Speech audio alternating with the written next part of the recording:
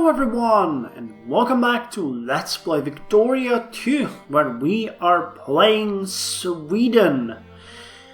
Actually, I have a thing that I would like to discuss, so I'll backtrack a bit. You guys know that we annexed Ashanti in the last episode, but France obviously intervened in this war, and we are currently fighting both France and the nation of Segu. Now, I felt a bit weirded by this, and I decided to investigate. So I went back and checked the episode because I found it hard to believe that I would attack Ashanti if they were in the sphere or in any other way allied with France. Turns out they weren't. So I really don't know what happened. Somewhere down the line, by the time we were sieging Kintampo, France popped in. No message, no news, no event, nothing. So I don't really know what happened there. But we're left with the outcome, which is that we now fight France. Now it would probably be best to surrender because they already invaded Malmö and they're sieging quite a lot of our provinces here. But yeah, well, we're gonna try to fight them. Maybe we'll manage to piece them out. The acquisition of Swedish Ashanti is still not going all that bad, and I think they would need like 20% to win this. So yeah, we're gonna fight. In the meantime, I'm gonna go and add Prussia. Well, I should not add them to our sphere of influence, but increase our opinion. I believe, yes, they're sphered by Britain now, so we're gonna have a bit of a hard time there, but we'll see. And we also have an extra national focus after what we have researched, which is what's the technology called? Nationalism and imperialism, which will bring a ton of events for us, which we're gonna check very soon, but right now we'll need to focus on the fight with France. So you know what, I'm gonna put you into Togo. We need to encourage clergymen there, because our overall literacy is dropping as a fact that these people are not part of our nation. So we're spending on land at maximum. I apologize that I'm checking this a bit in the middle of the session, but I had lunch, in the meantime, so I paused the game, checked the videos, then started the game again, so I'm a bit rusty. Holy crap!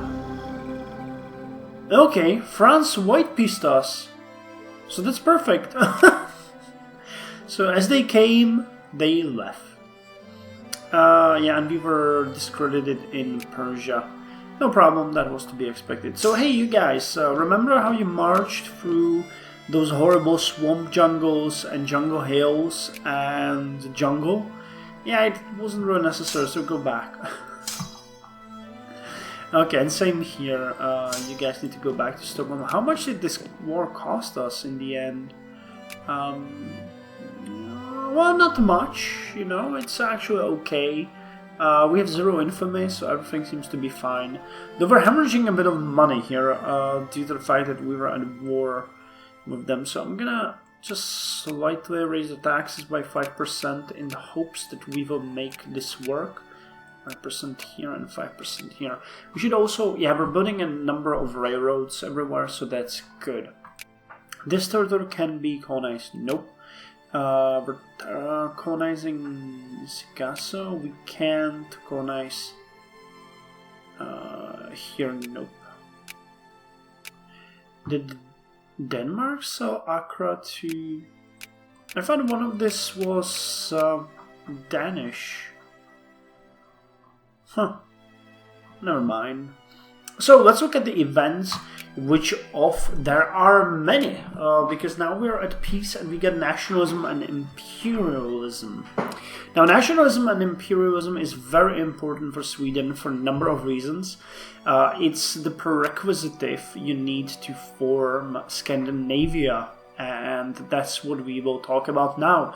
I've been looking forward to this for quite some time. You know, I have been speaking about it for a number of days. So, no number of days, for a number of episodes. So we're not going to organize Togo or Congo or Ghana. Instead, we're gonna go with the Valley of the Kings. The Valley of the Kings in Egypt is a potentially endless source of new archaeological discoveries.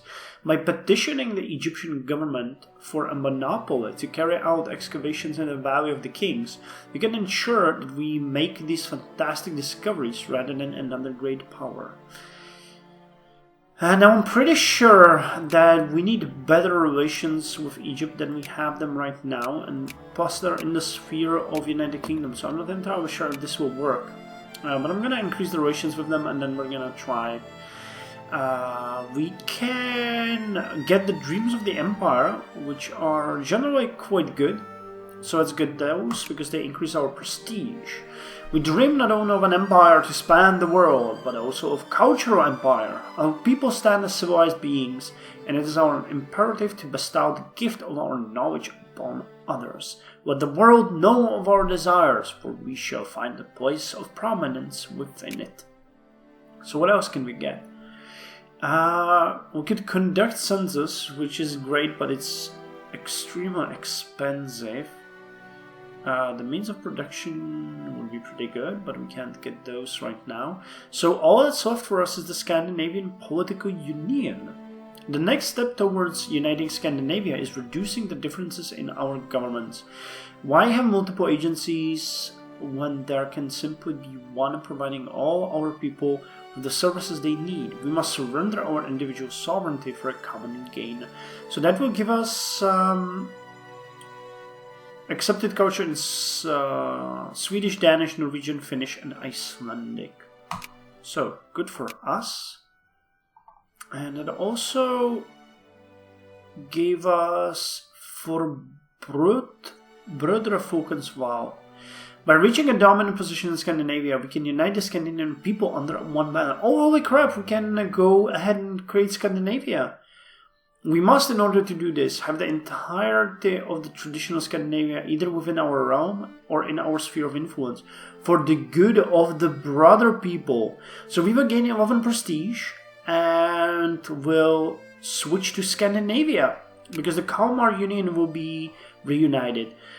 So that's awesome! Man, I wasn't expecting it to be so easy. I guess I forgot how...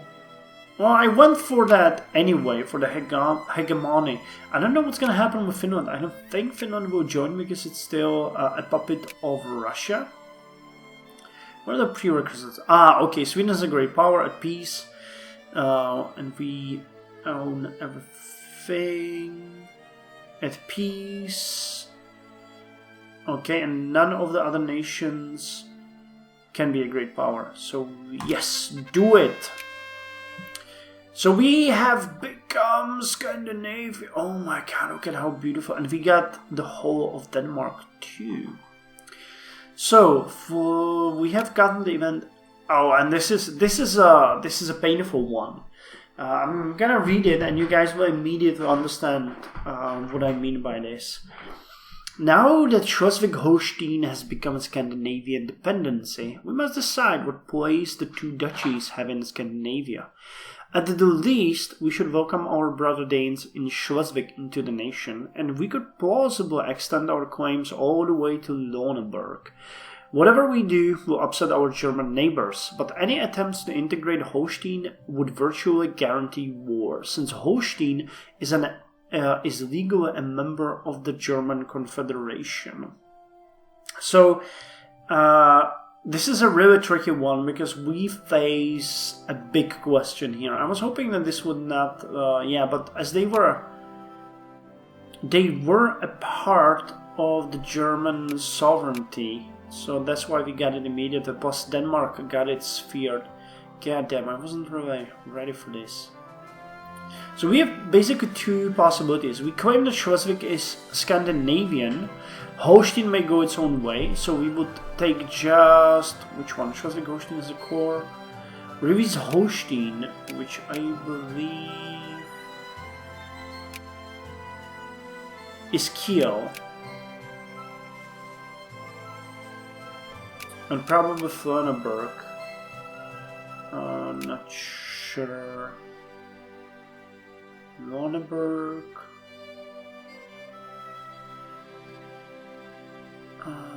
I think Flöneberg is ours now too. It is. Okay, so we now have... Well, we don't have a direct border with Germany, but we have... Well, not Germany, but Prussia. But there's one province between us. So we either, you know, claim that Kiel is ours together with Flöneberg, which is reasonable, you know. We're talking about 250,000 people. Or we let them go. Both duchies are part of Scandinavia. That would give us prestige, but a number of infamy. We'll gain a core in Kiel, we'll gain a core in Flöneberg. Gain militancy. Fuck, I would really need to see how this is right now with the... Because Prussia will immediately declare war at us. They're allied with... Yeah, a number of little fucking tiny bastards. And we have only one army here with 42,000 people. So I'm gonna send you immediately to Flöneberg. And I guess we're gonna...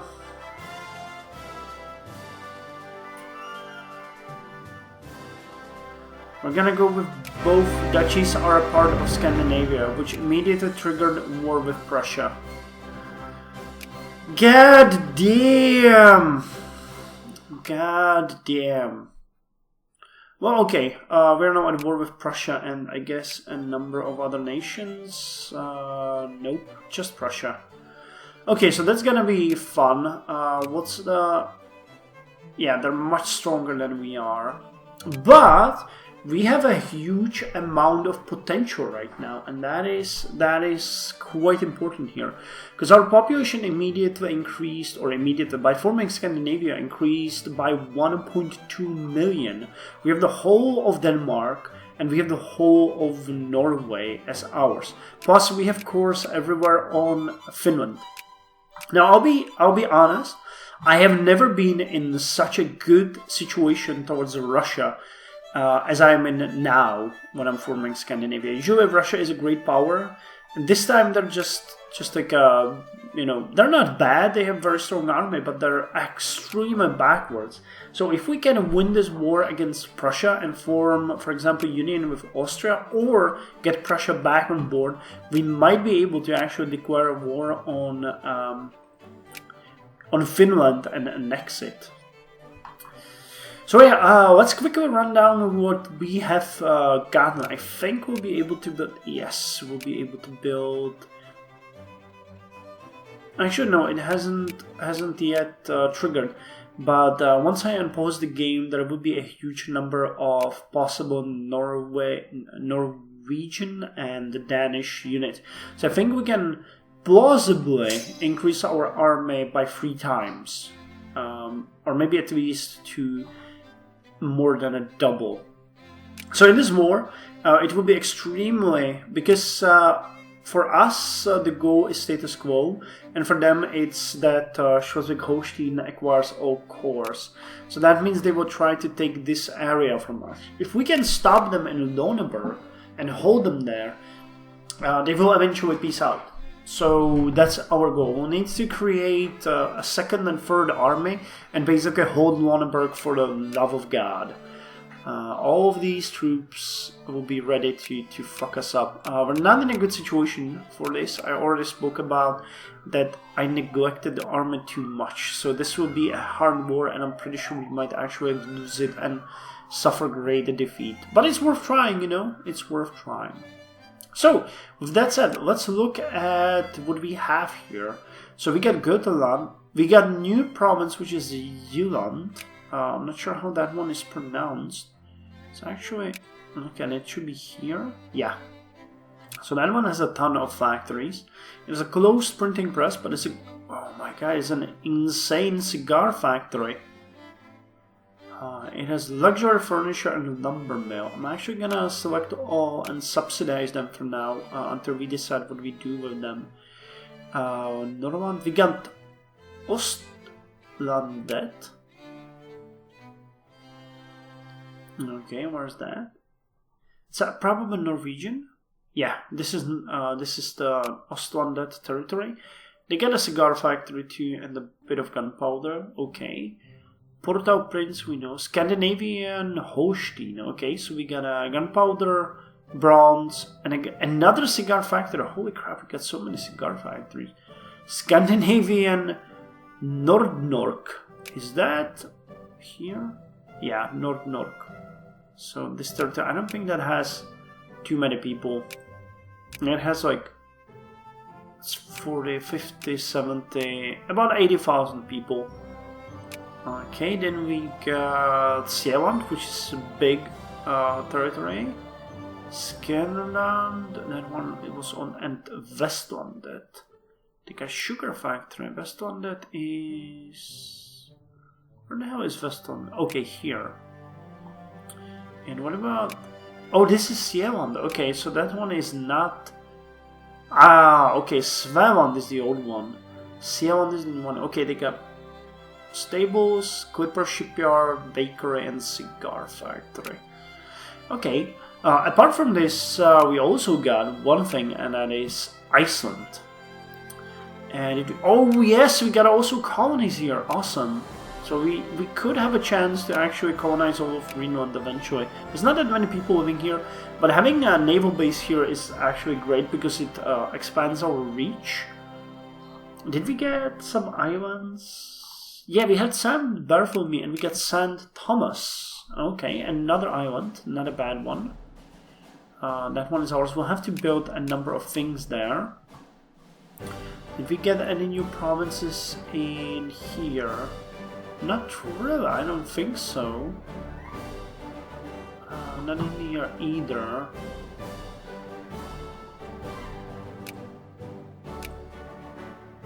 Oh hey, we got a port in Asia! Scandinavian Coromandel. Oh, that's so cool! That opens access for us to the colonies. And we got Nicobar Islands too.